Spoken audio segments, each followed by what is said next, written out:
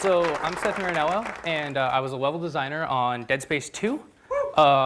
Before we get into my main presentation, I'm going to show one of our trailers from December for Dead Space 2.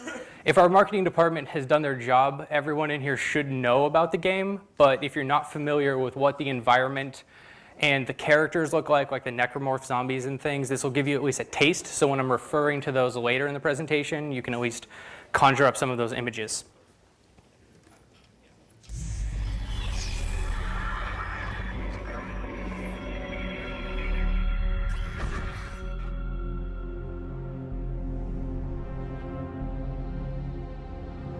Attention. Station-wide emergency is in effect. All cells are ordered to evacuate. Move immediately to the nearest evac point. Attention. A station-wide emergency is in effect.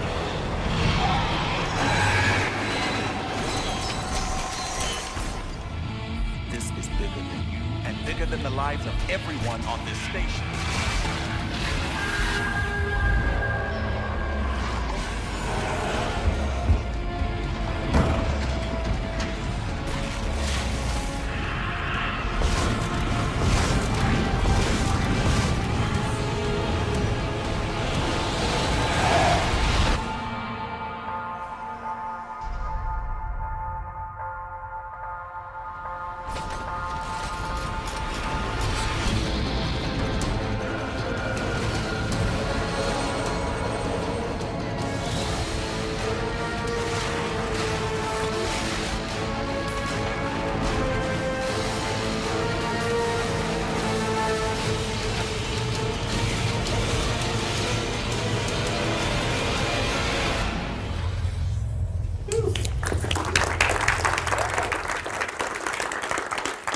All right, so let's get right down to it. I'm going to start off with a quote from H.P. Lovecraft, and it's, "The oldest and strongest emotion of mankind is fear, and the oldest and strongest kind of fear is fear of the unknown."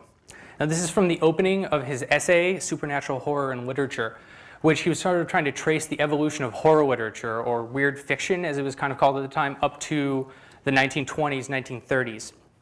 And while this is about like the literary works some time ago, I think that this reflects what's at the heart of fear. Fear is a survival instinct. It's a primal part of human experience, and learning how to work with this, leverage this, and pace out how it goes is the key to creating really effective horror experiences, or if you're building a game, creating fun through fear. So, moving on, what we're going to talk about today. First, I'm going to go over what constitutes the different emotional states that we call fear. So this isn't going to be a comprehensive psychiatric analysis or some sort of model. It's just something that I've sort of come up with of thinking of the different stages that a player might be in as they're moving through from, hey, I'm playing Dead Space and I'm Isaac and I'm going to, kill all these necromorphs to, pausing the game and being like, I can't play this anymore. Then I'm going to look at what scares us in life and fiction. I think there's a significant disconnect between what we fear in our daily lives and what's presented as scary in the horror media that's most successful. And there's some important design considerations I think we can pull from that. Then finally, I'm going to go through some strategies for creating effective horror and pacing in games. And these are just sort of things that I've noticed as I'm going through and trying to create levels and looking at what other designers have been doing on Dead Space seem to be common trends. But before I get into all of this, I think it'd be interesting to address, why is it interesting to create a horror game to begin with? And the answer to that is actually, I would like to make games that create powerful emotional experiences in whatever manner possible. And if I could explore the full range of human expression, which is probably not encapsulated with these 8 heads, but if I could, that would be wonderful. But there's some barriers to this now. We have issues with creating believable character interaction and high cost with creating branching and things like that. So creating games that are about international politics and romance and things like that is very challenging right now. And I think that horror is interesting because it allows you to circumvent that, because in the case of horror, creating sense of isolation and removal from characters and somewhat of an alienation with your environment is actually to your advantage. So Going into horror, I think is a very interesting approach or way to look at game design and taking, fully leveraging all of the things that we can do in games right now. So what we're basically focusing on today is this. So the constitution of fear. This is essentially how I break down fear. And I'm going to go to Stephen King for this. I'll try to terrify you first. And if that doesn't work, I'll horrify you. And if I can't make it there, I'll try to gross you out. I'm not proud. Now this sort of aligns with how I break down the mental state of how I'd be moving you through in Dead Space. First, you have fear. Fear is sort of the sense of dread, the anticipation that something is going to happen. It's the build up to the reveal. I think the interesting thing about fear is that it's an emotion that's focused on dread of something that's going to happen in the future, but it's informed by your past experience. You've been taught what to fear through things that have happened to you or other people and they've told you about it in the past. Now, shock is the thing that I think games are often criticized for overusing, over-relying on shock value. So I'm not going to focus a lot on that today because I think it's something that we all pretty much understand. But in terms of going, my vocabulary here, shock is the moment of reveal. Horror is the impact of the revelation or the reveal. Once what the player has feared has come true, how does it linger with them? How does it impact them and inform future decisions? Hopefully that this can cycle around and inform our fear and sort of create a loop within all of these. I think looking at controlling these stages, the goal is to not just create these momentary shocks, this sort of momentary, oh, I'm grossed out by this, but to create something that has a lasting impact. And we're going to sort of go through how I think that that's possible.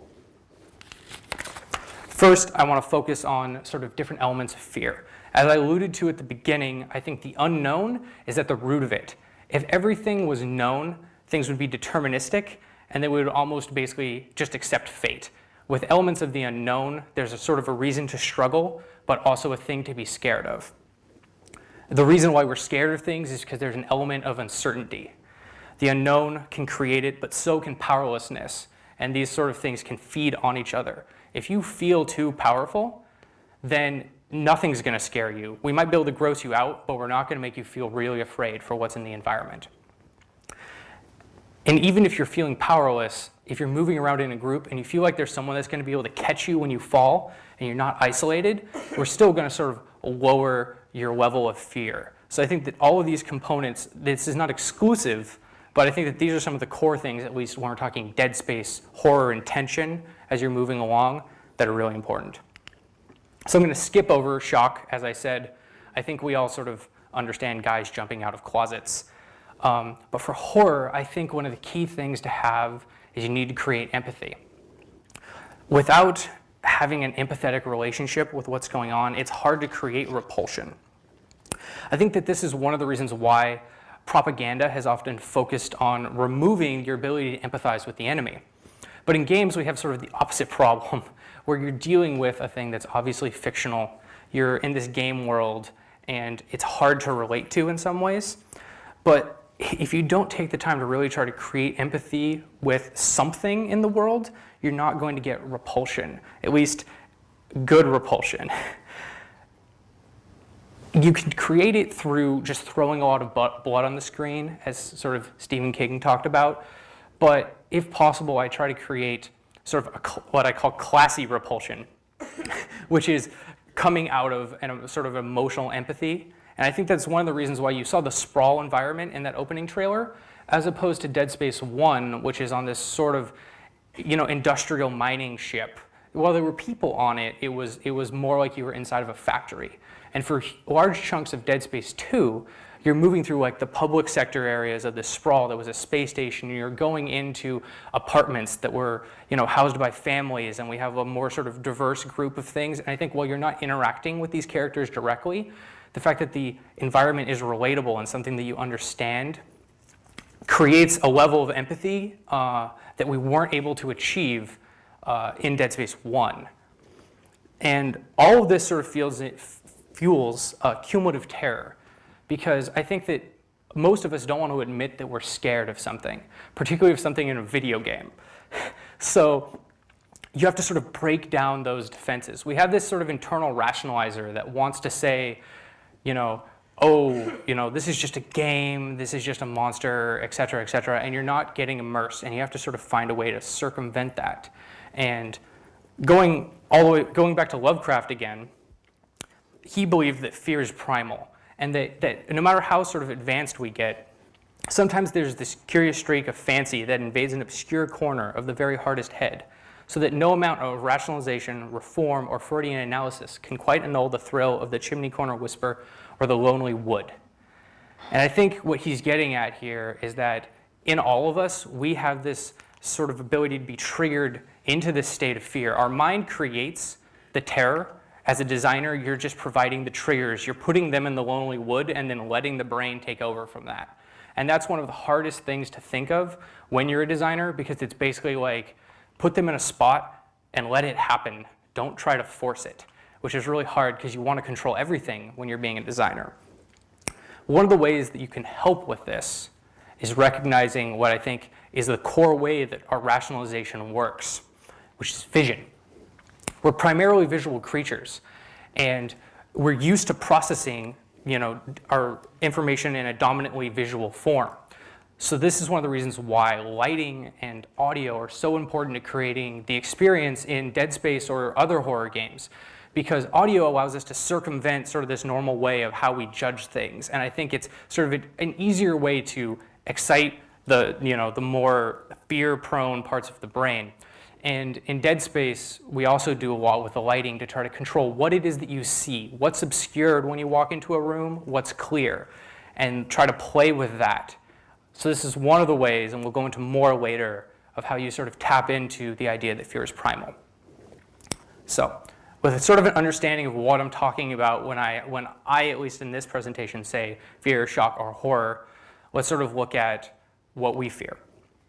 So what we fear is unique to each of us. But if the theory that I'm putting forward here, that fear is sort of a primal part of human experience, I think that there's got to be some things that we all sort of share. Now I saw this, a diagram like this that a guy had on a horror blog online for movies, and so I was like, all right, I'm taking that and putting it in my presentation. But I customized it to have things that I'm scared of versus things that I could see in horror media. So things that can scare me are making my mom mad, presentations, cancer, things like that. These are the sort of things that I would actually worry about in my day-to-day life.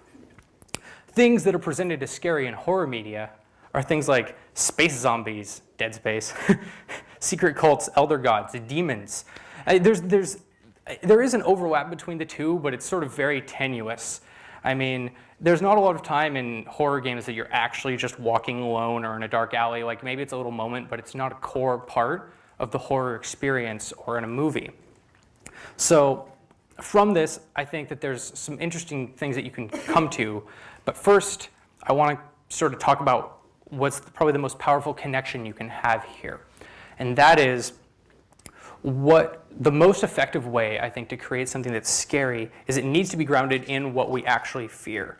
If you look at the ideas of the necromorphs and the lighting in Dead Space, they're all taken from the idea of like parasites getting actually, thinking of actually being invaded by a parasite is really, really gross.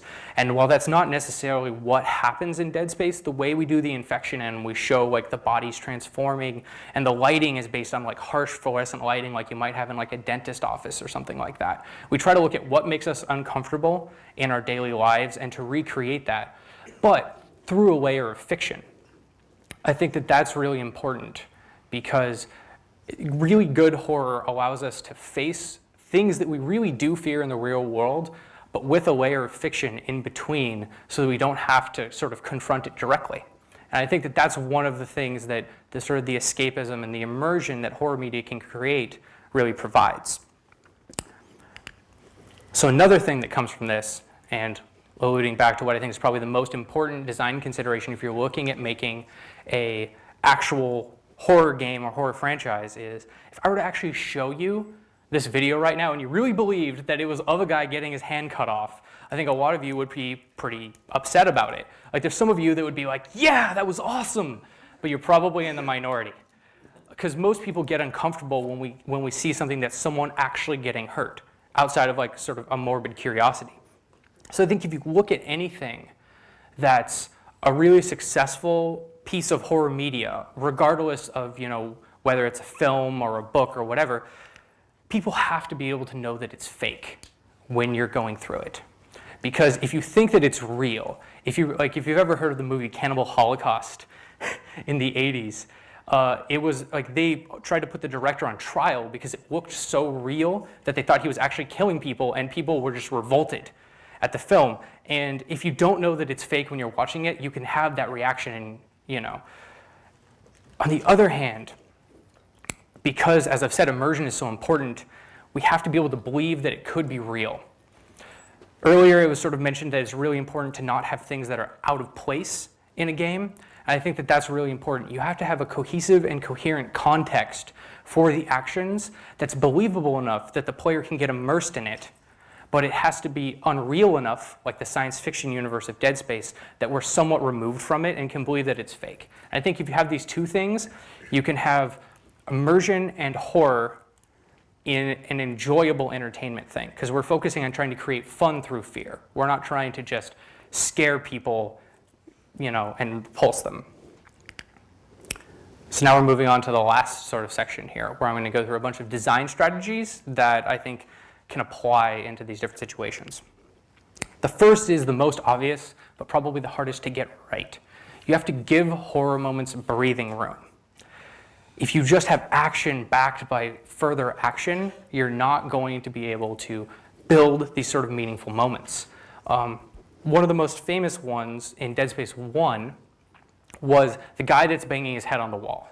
Now, anything that ever had a sanitarium and a bunch of crazy guys in it probably had one extra that was just told, bang your head on that wall over and over again, because it's just a disturbing thing.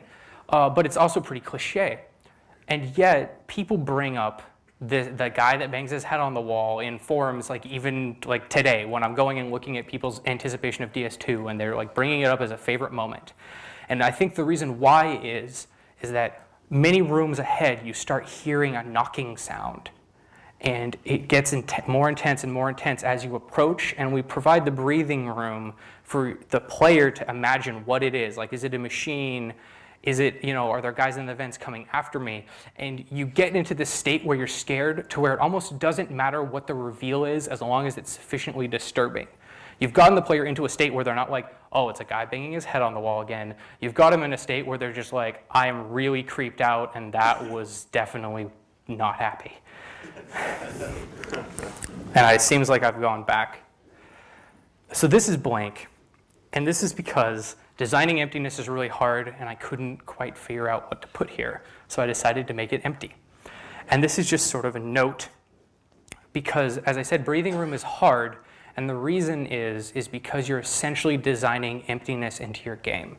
When you're at the very beginning, and you're you got everything, and it's white boxed, gray boxed, whatever, in development environment, and there's no lighting in, no sound, and you're gonna go to the creative director or whatever and be like, I need these 3 rooms to be completely empty because I'm going to have some knocking sounds in them. And for 6 months, you're going to sit there waiting for the final art and lighting and everything to come in, and the atmosphere's not there yet. So you imagine Dead Space with no atmosphere and the lights on all the time. It's kind of hard to predict how it's going to feel at the end. So you're going to go through this natural cycle, I think, where you feel, oh, this empty space needs to be filled. So you put in more combat and you kind of take it out, and there's this churn that happens. So if you're trying to design any kind of a horror moment, I think this is a thing to be aware of going into, and know that regardless if this is your whole game or you're just trying to have a scary part of one game, that you really need to iterate on your pacing, and you really need to have faith that leaving these moments of breathing room really is going to pay off in the end. If I could push a button that would just allow me to get proper atmosphere into my space when prototyping a level, that would be great. But until we get to that point, you gotta just sort of be aware of this. All right, keep the curtains drawn. So going back to people saying that shock is sort of an overused thing in horror games, If you have constant sort of like jack-in-the-box moments, monster closets and stuff like that, it's going to get repetitive. And you have to keep the wizard or the designer behind the curtain all the time. As soon as you get to a moment and it feels contrived, it feels like, oh, the game designer wants me to do something here, it pulls you out of that world. And our ability to believe that it's real and be engrossed in it is broken.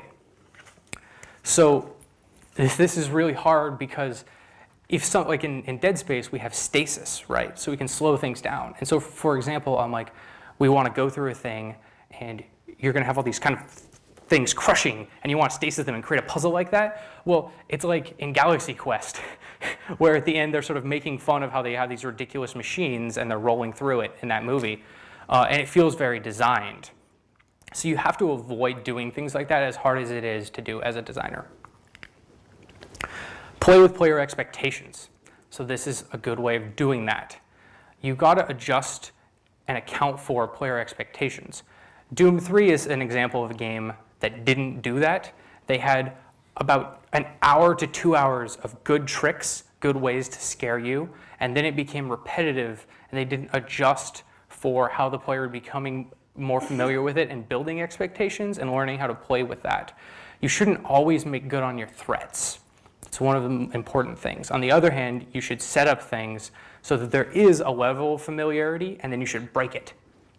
So an example of this is in Dead Space 1, elevators were generally treated as loading zones. There's like one example where you go on like a big freight elevator and you fight some guys, but in general, even if we had vents in the ceiling, it was a safe zone.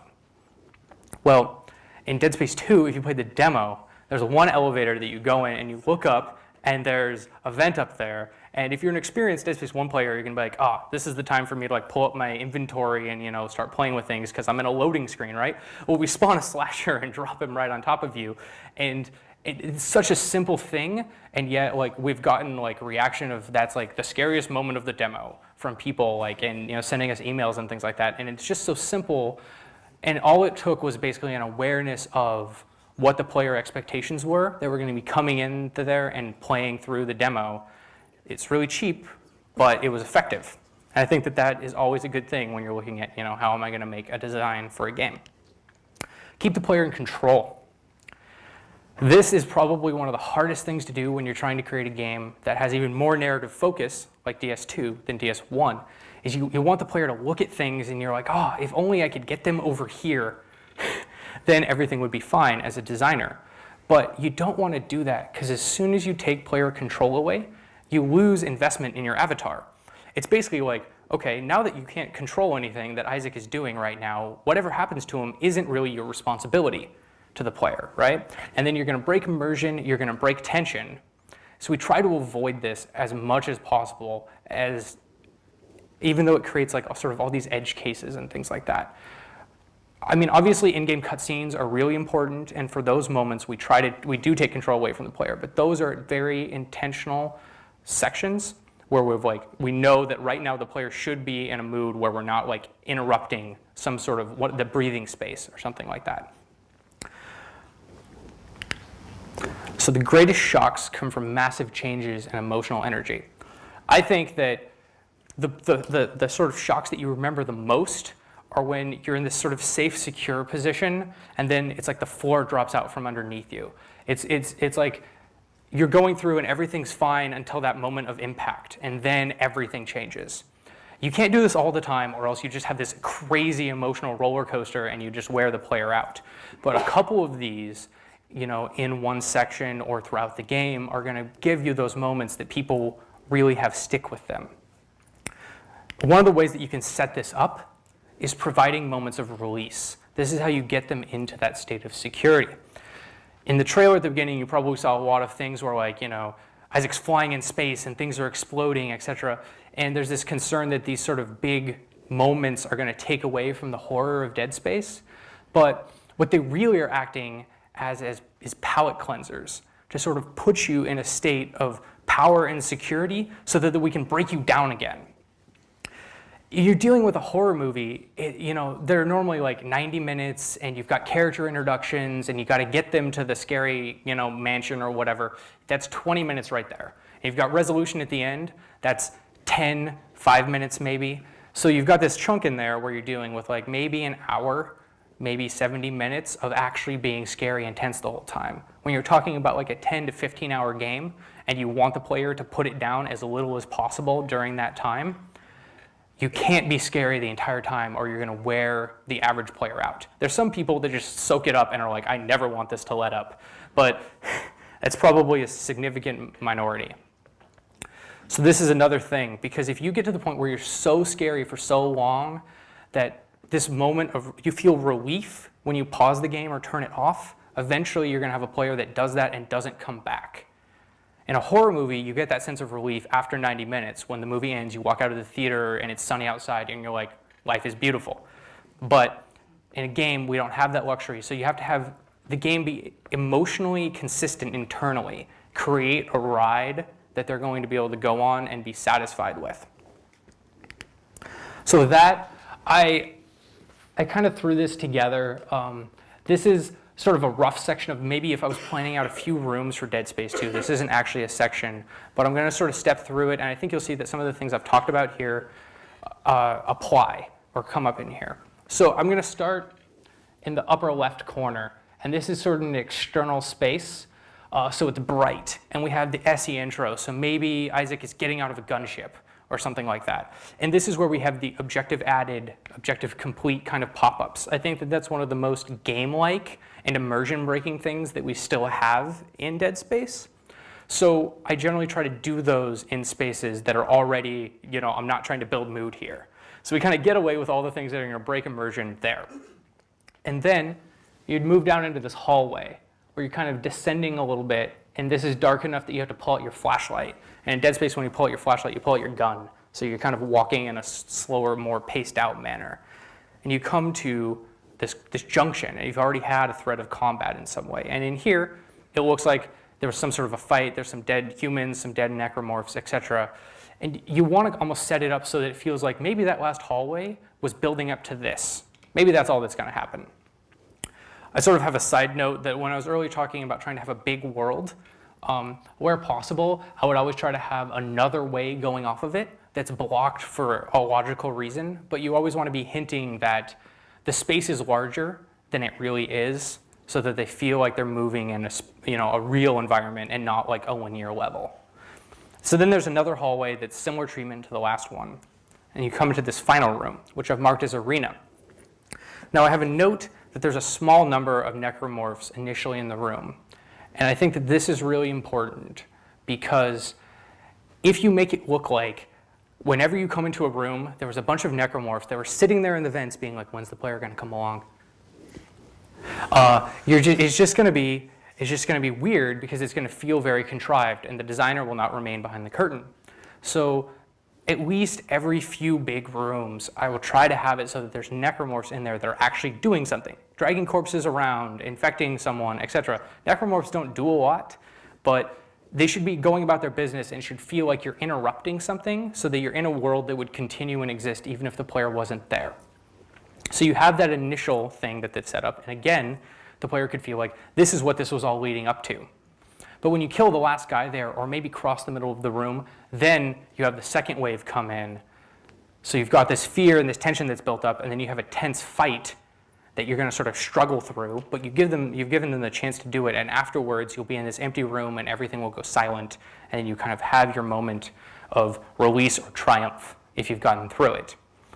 And if the player sits there for a little bit, who knows what happens when they exit that area and go into the next room. It could be another normal hallway, or we could drop a boss on your head, and you thought that you were leading up to this whole thing, and hey, I just beat it, and then not really. So it's just that I think this incorporates some of the things I've talked about, and it's really rough. But if you have more questions about different scenarios, just ask me in Q&A. But we're going to do a review. So the root cause of fear is the unknown. I find that this fear, shock, and horror model, while not sort of all-inclusive, is really useful if I want to say, like, what's the purpose of this hallway? What's the purpose of this room? And I want to talk to another designer. I think that this is a good way of encapsulating that intent. We must know it's fake, but be able to believe that it's real. I think if you look at most sort of horror media, you'll find this to be true. So if you're trying to create your own franchise, you're looking at why is one successful, I'd look to that. Good horror requires careful planning and keeping the whole experience in mind when you're going through it. It requires having the right pacing, building atmosphere, maintaining immersion. All those sort of things work together to create an effective horror experience. So with that, I think we can switch to question and answer. Inside of the fear diagram, you said that isolation was one of the parts of it, and I completely agree, but I also know that Dead Space 2 has a multiplayer mode. Do you think that will take away a lot from the fear aspect of the game? Well, it's definitely a different experience, the multiplayer aspect, but we've sort of scaled up the relentlessness and the power of the necromorphs because they are then human controlled. So they're obviously going to be, at least our goal is for them to be more sort of cunning and resourceful than the AI that you're interacting with in the single player. The multiplayer game is more action focused than the single player, which is sort of this atmospheric paced out experience, because for multiplayer, like, it could take you a few minutes to a few hours to really set up a good single player horror gag, and you don't have that kind of time in multiplayer. So what we're really focusing on is you're a team of 4 humans that are moving around and trying to fend off this almost relentless necromorph horde that the other players are controlling to achieve an objective. So yes, you're not isolated, but it's sort of a different feel to multiplayer. So first of all, I'm a huge survival horror fan. I love Dead Space, so I'm really looking forward to Dead Space 2. And my issue has to do with weapon selection, or rather a player's power versus the environment. Okay. So I mean, if you look at some Japanese horror games, a lot of them feature young girls with no weapons or very limited weaponry. Fatal Frame, for instance, you know, you have a camera instead of a gun, right? And you look at Isaac Clarke. In Dead Space 1, he was supposed to be an engineer, but he was decked out in what seems to be a bronze armor, basically. And by the end of the game, you had half a dozen weapons. And now in Dead Space 2, he already has this experience, and now he seems to be more ready than ever to take on the necromorph threat. So I mean, in that sense, I mean, do you how would you I mean, do you just ramp up the difficulty of the monsters? How do you keep up the intensity? How do you make the horror still work with a character who's so much stronger than your average person? It's definitely challenging. Going to your sort of first thing, I think that Fatal Frame and Amnesia are awesome games where you're completely almost powerless against the people that you're, the enemies that you're fighting. But Dead Space is sort of a different beast. We have this balance between action and horror in it. And one of the ways that we lean towards the horror in Dead Space 2 is, first off, at the end of Dead Space 1, Isaac isn't necessarily in a state of power. It's been 3 years and he hasn't exactly kept all of the things that he got in the first game. The other thing is, if you've seen sort of our trailers, Isaac isn't quite okay in this game. He's gone through a lot of sort of mental anguish, and that plays in where he's not completely reliable as a narrator, essentially, in the course of the game. So we try to create it through that. It's definitely hard, but Dead Space 1 was really hard as well. And also, for, if you're really experienced in survival horror, our second difficulty is survivalist, which restricts your resources and focuses on stronger enemies for players that really want that. We've tried to provide that option of, scrounging for things to fight back the enemy horde. How much do current events and current societal fears kind of inform your design, if at all?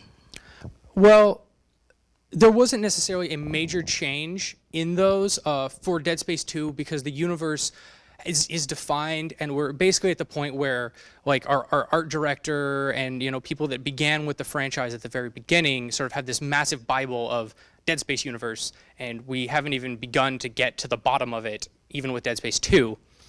But if you look at Dead Space 1 in general, or talking back to things that we actually fear, unitology plays a big thing in there, and I think that sort of plays on at least some fears that religious extremists of whatever kind could cause, a massive shift in political power, in the world, and I think that's that's something that we try to keep in there. So that's definitely still current politics. And we definitely, if you look at the demo, which is set in the Church of Unitology and some of the propaganda things, we try to play into that.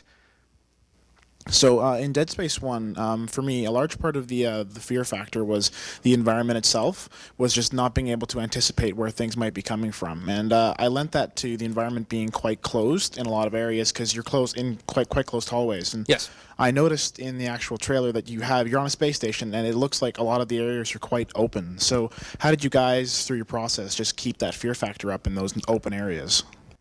I think that in Dead Space 2, it's more varied. I think that Dead Space 1's claustrophobic, tight mining ship environment was great, but there got to be a point where it had been the same thing for too long. What a lot of that trailer was the public sector, which is more open in the earlier part of the game. If you played the demo, the very beginning actually begins in the crypts of the Unitology Church, which is a very sort of dark, subterranean feeling space, so we still create that. I mean, we're very aware of the fact that the thing that Dead Space does best is tight corridors and low light. And so that's used throughout the game, but you still go into larger areas. And I think we've compensated that by creating some more mobile enemies.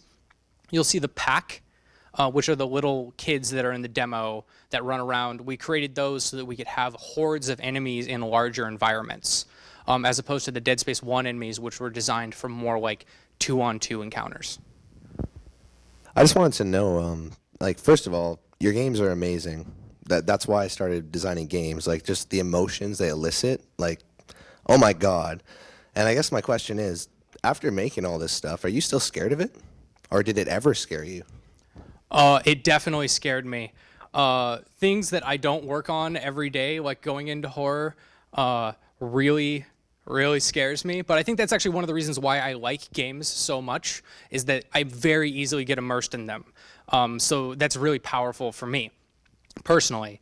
But yes, working on Dead Space 2 every day, you start to forget how horrific and gross the things that you're building are. If I try to describe to people, like even in other parts of EA, like what I was doing today, it's like, I was putting cysts that shoot babies out of the wall and things like that. So, yep. All right, I think with that, we're out of time. So thank you very much.